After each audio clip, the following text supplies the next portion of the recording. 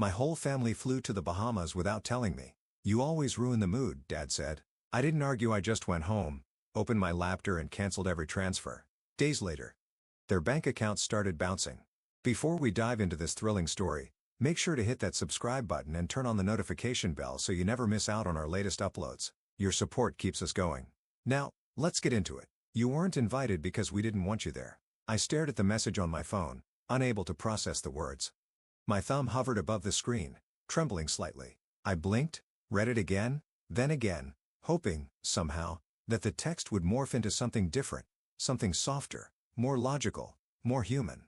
But it didn't. It remained the same, cold, final, unapologetic. A one-line text from my father that hit harder than any blow.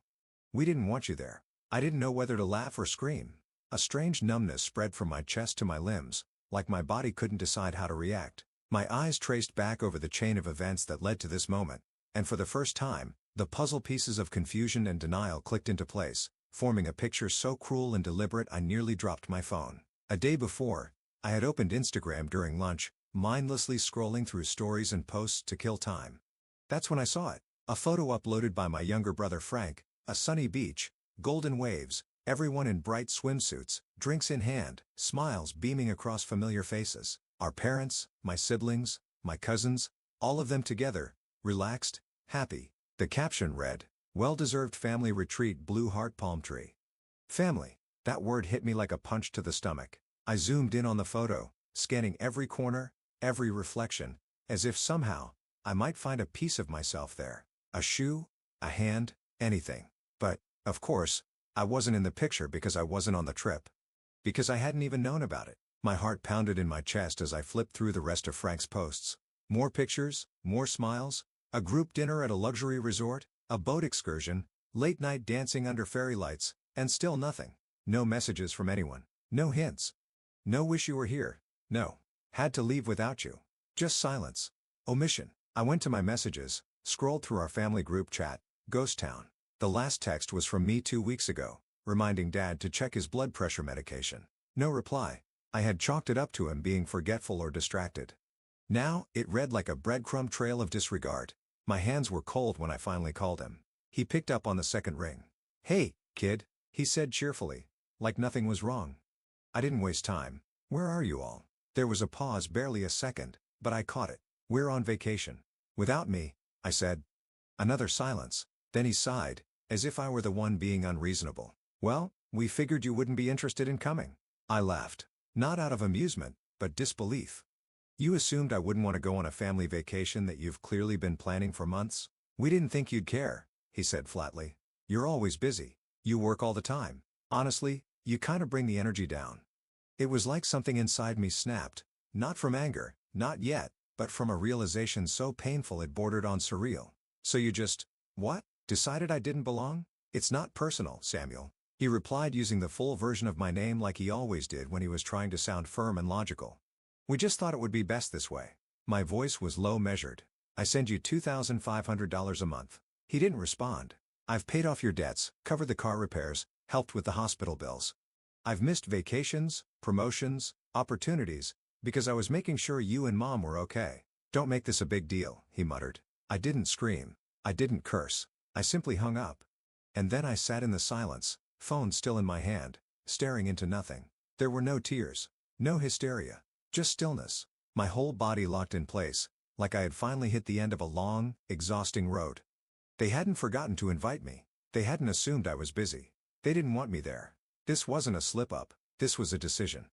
I opened my banking app with fingers that barely felt like mine. The monthly transfer, $2,500, was scheduled to go out in 3 days. I canceled it. Then I checked the shared emergency fund account, the one I had been contributing to for years. The balance was nearly zero. Of course it was. I transferred what little was left into my own account and removed their access. And then I did something that felt like breathing after drowning. I blocked them. First my father, then my mother, then each sibling, one by one. My phone fell to the couch screen black. I lay back, eyes wide open, heart strangely calm. For the first time in years, I wasn't their safety net, and I felt something I hadn't felt in a very, very long time. Relief. But the relief didn't last. By the next morning, my phone was buzzing like it was under attack. Calls, texts, voicemails, Notifications from Facebook, Instagram, even LinkedIn. People I hadn't spoken to in years were suddenly reaching out. The first message I opened was from my aunt. "Hey, your mom just called me sobbing. What's going on?" Then my cousin Nancy. "Wait, did you seriously cut off your parents? What happened?" And then came the guilt trips. "You're being unbelievably selfish. They gave you everything when you were growing up. You're abandoning your family." But one message stood out. It came from an unknown number. "You really think you can just walk away from us? After everything we've done for you? You're pathetic. Hope you enjoy being alone." I knew who it was before I even finished reading. My father. I stared at it, heart still, blood cold. And I felt nothing. No rage, no sorrow, just exhaustion. They weren't angry because they had hurt me. They were angry because they had lost access to the bank. Me. And for the first time, I didn't care. I put the phone down, made coffee, sat by the window, listened to the city outside. They could scream, guilt trip, manipulate. It didn't matter anymore, because I wasn't going back. Not this time. I had drawn a line, and for once, I was going to hold it. No more rescues, no more bailing them out. Let them figure out what life looks like when they don't have a son to exploit. Let them finally understand what it means to be on their own. And me? For the first time in my life, I was free. The silence didn't last. It never does. By the afternoon of the next day, my phone had become a weapon. A non-stop barrage of calls, texts, notifications. I hadn't blocked everyone, just my immediate family. But the tentacles reached further. They always do.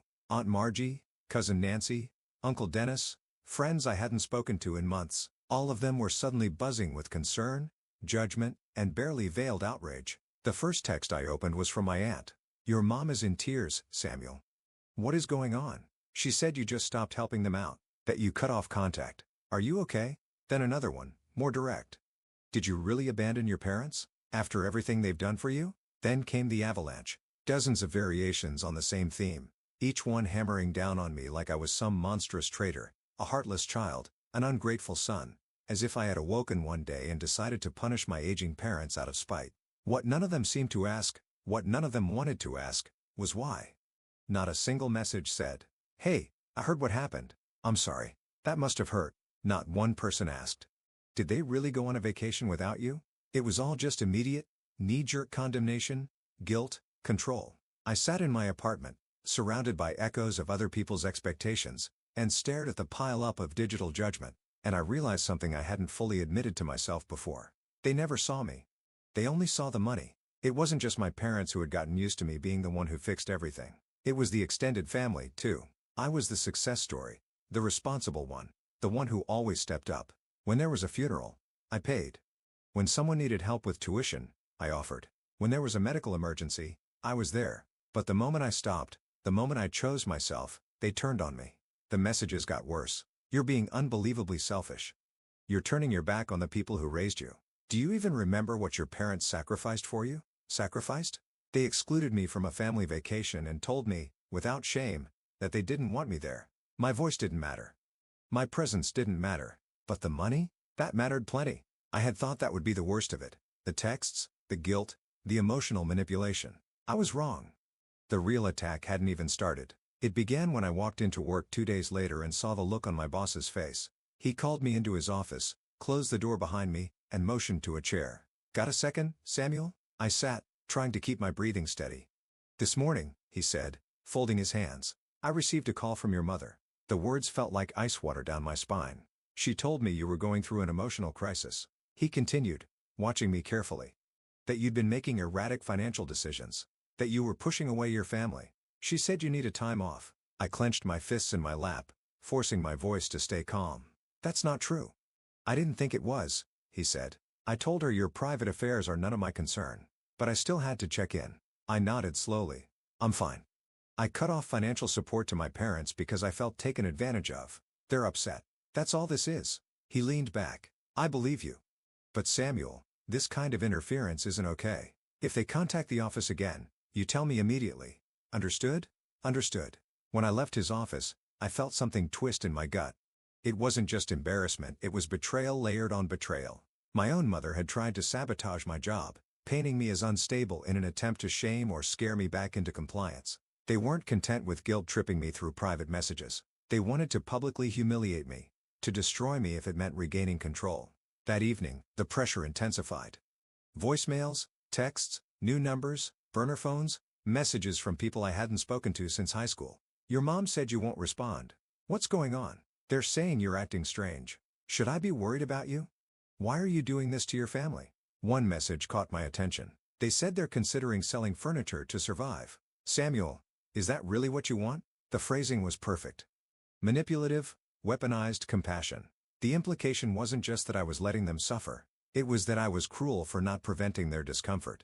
Not poverty. Not danger. Just inconvenience. I wanted to scream. Instead, I texted back. They're not struggling.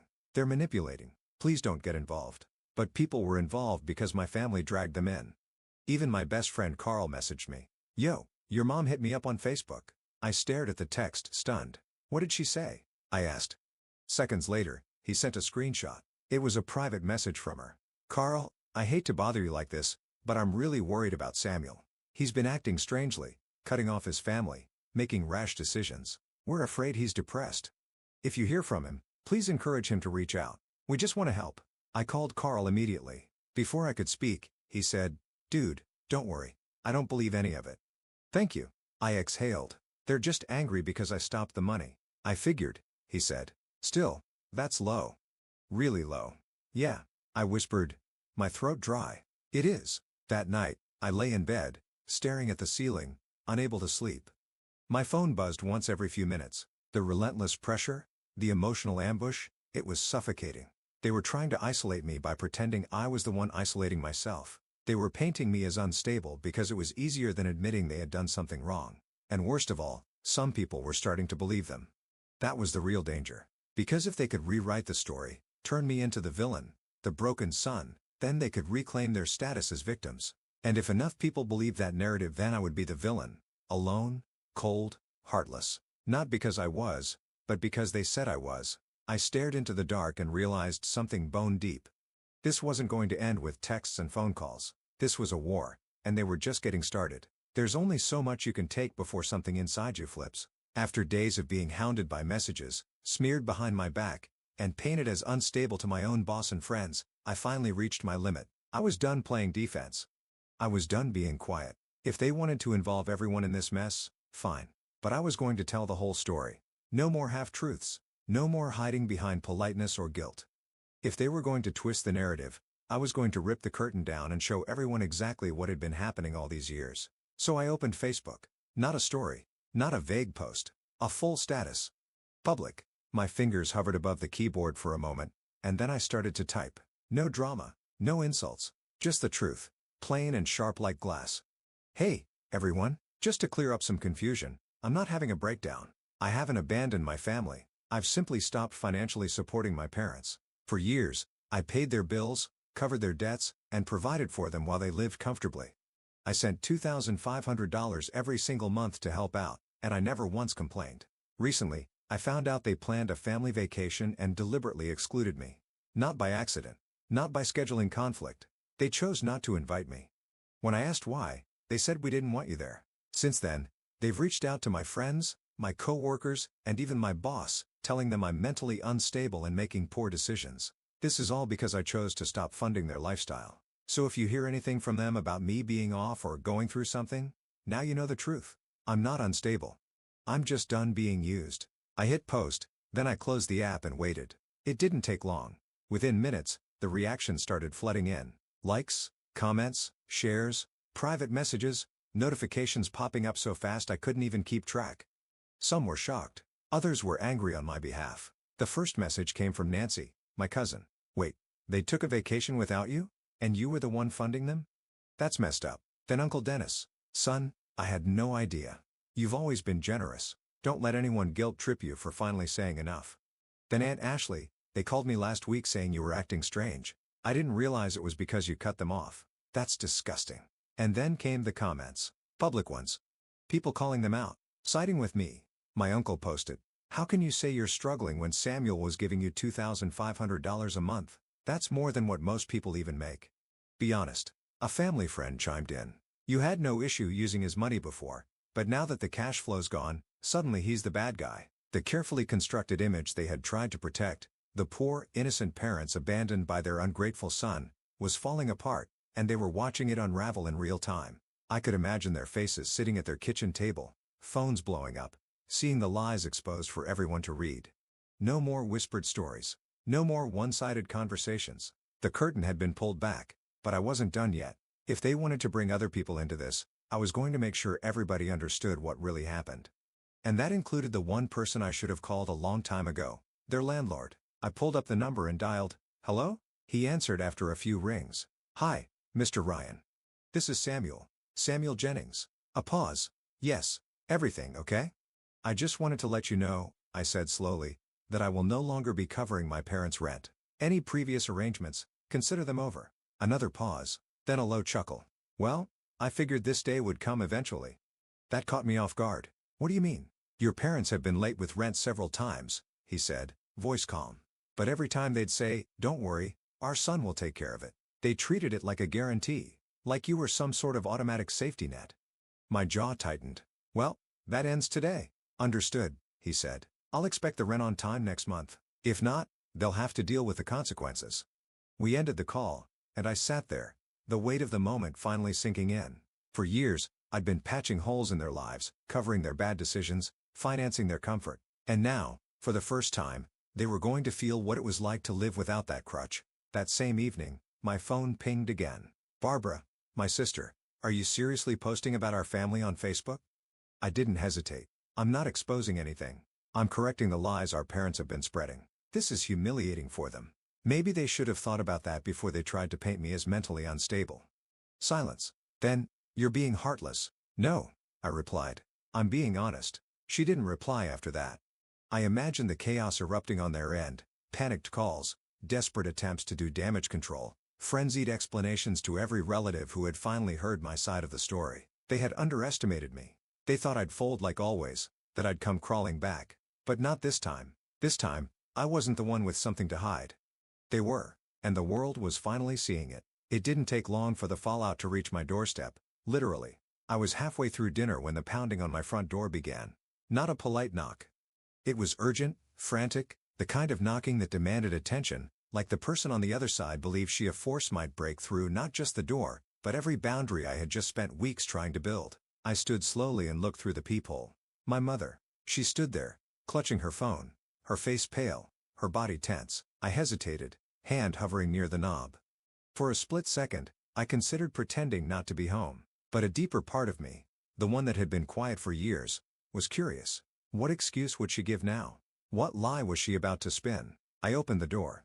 She stepped forward immediately, but I blocked the entrance with my arm. Her face was drawn and swollen, her eyes red from crying. She looked like a woman at the end of her rope, and I wondered, for just a moment, if this was the first time in years she'd ever felt what it was like to be at someone else's mercy. "Samuel, please," she said, her voice cracking. "We need to talk." "About what?" I asked calmly. "Mr. Ryan called," she said, blinking quickly, as if even saying it aloud made it more real. "He told us you won't be paying the rent anymore." "I told you I was done," I replied. "Why is this a surprise?" Tears welled up in her eyes again. "We need you." "No," I said, voice flat. "You need my money." She recoiled slightly, like I'd slapped her. "We raised you," she whispered. "We took care of you. And now that we're the ones who need help, you're turning your back on us?" A bitter laugh escaped my throat before I could stop it. "You didn't seem to need me when you planned a whole vacation and didn't invite me. You didn't need me when you told me I'd bring the energy down. Remember that?" She opened her mouth, but no words came out. "So let's be honest," I continued. "You didn't see me as family. You saw me as a service. As long as the money showed up on time, you didn't care whether I existed. And the second I stopped being useful, you tried to destroy my reputation. You went to my friends. You called my boss. You tried to make me look crazy. And now what? You want forgiveness?" Tears streamed down her cheeks. "So you're just going to let us struggle?" I met her gaze steady and unblinking. "You'll manage." She stared at me like she didn't recognize the person standing in front of her. And in a way, maybe she didn't. Maybe for the first time, she was meeting the version of her son who had finally drawn a line. Not the helper, not the fixer, not the ATM, just a man who had had enough. Her sorrow twisted slowly into something else. Anger. Her posture straightened, her eyes narrowed. "Fine," she snapped. "If this is who you've become, don't expect us to ever forgive you." I leaned casually against the doorframe. "Forgive me for what? For protecting myself? For setting boundaries?" "No," Mom, the only people who should be asking for forgiveness are you and Dad. Her jaw clenched. She turned without another word and walked away. I closed the door behind her and locked it. I didn't cry. I didn't shake. I didn't second guess. I just stood there, in the quiet, listening as her footsteps faded down the hallway. And I smiled. Because for the first time in my life, I had won. But the drama wasn't over yet. Within an hour, I got a message from Barbara. Mom came home distraught. What did you say to her? The truth. You're being heartless. She's upset because she lost control, not because she lost me.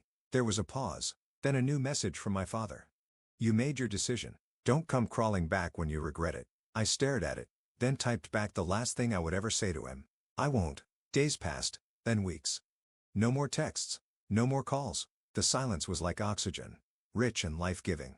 I didn't know how much I'd needed this space until I had it. For the first time in years, my paycheck remained untouched. No sudden demands. No endless emergencies. No quiet resentment buried under cheerful family photos. I saved money. I slept better. I stopped checking my phone every few minutes, waiting for the next guilt grenade. I started planning a trip for myself, my first real vacation in years. I looked at flights, researched hotels, made reservations that didn't require anyone's approval. I thought about standing on a beach, drink in hand, smiling for a photo not out of obligation but from actual joy. I wasn't their bank. I wasn't their safety net. I was free. And then something unexpected happened. I felt peace, the kind of peace that doesn't come from revenge, or spite, or even justice. It came from clarity, from knowing that I hadn't overreacted, that I wasn't crazy, that I had given more than most people ever would, and had every right to walk away when it became too much. They had tried everything to pull me back. They used guilt. They used lies. They used the people around me. And when all that failed, they resorted to public humiliation. But none of it worked, because once the truth is out, it doesn't go back in. And the truth was simple. I gave, they took, I drew a line, they crossed it, I walked away. That's not betrayal, that's self-respect. So I let go, not just of them, but of the version of myself who believed love had to be earned through sacrifice, who thought being a good son meant being a silent one, who confused loyalty with servitude.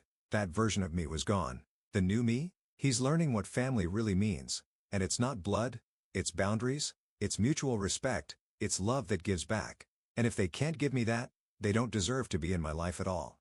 There comes a moment in every person's life when silence becomes clarity, when letting go becomes liberation, and when choosing yourself over others is no longer selfish, it's survival. For years, I believed that love meant sacrifice, that family meant obligation, that being a good son meant giving, endlessly, unquestioningly, even when it cost me my peace, my dreams, and my dignity. I thought that loyalty meant absorbing every burden, paying every debt, fixing every crisis, and asking for nothing in return. I thought that was what love looked like, but I was wrong. What this experience taught me, more than anything else, is that love without respect is not love at all. You can pour your heart, time, and money into people, but if they only value you for what you provide, not for who you are, then what they feel isn't love. It's dependency. And dependency disguised as affection is one of the most dangerous forms of manipulation. It traps you in a cycle where your worth is measured by your usefulness, not your humanity. The moment my father said, "We didn't want you there," something inside me shattered, but something else was born, a sense of self-worth that had been buried under years of people-pleasing and quiet suffering. I realized I had spent most of my adult life prioritizing others while neglecting myself. I said yes when I wanted to say no. I gave when I was already empty. I bent over backwards to support a family that never once asked how I was doing. They didn't invite me into their lives. They expected me to fund it from a distance. And when I dared to stop, they didn't reach out with compassion.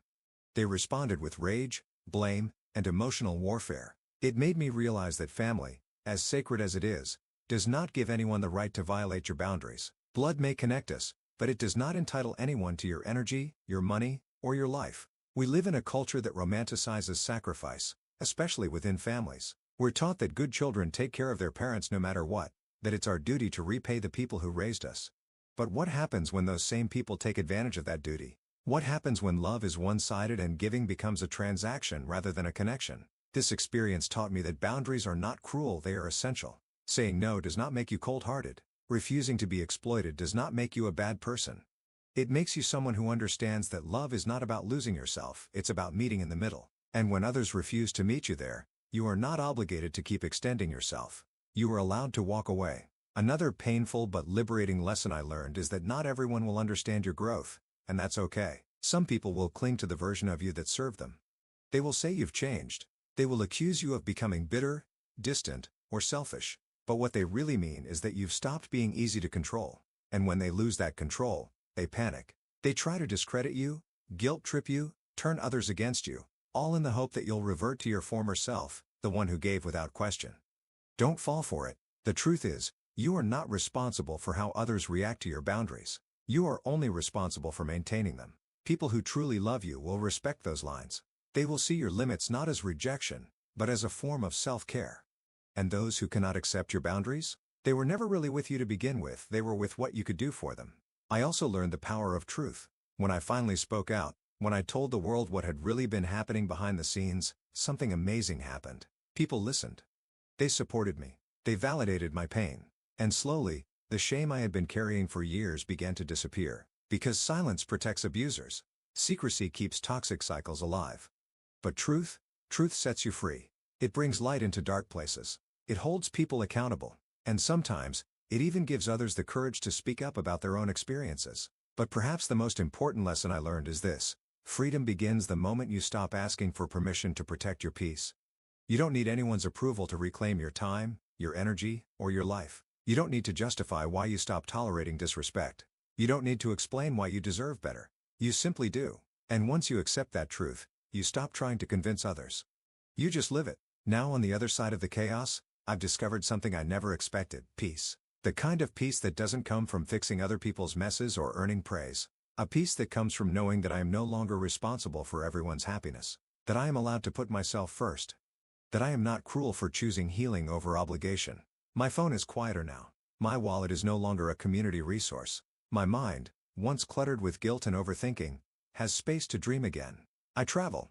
I sleep deeply. I laugh more. I create. And I've learned to surround myself with people who love me for who I am, not what I can give. To anyone out there who feels trapped in a similar situation, please hear this: you are not selfish for choosing yourself. You are not cruel for refusing to be used. You do not owe your family your life, especially when they've made it clear that they don't see you as anything more than a utility. Love should never feel like a contract you didn't sign. Respect is not optional, and peace is not something you have to earn through suffering. You are allowed to walk away. You are allowed to say enough. And when you do, when you finally choose you, you'll find that the freedom on the other side is more powerful than anything you've ever known.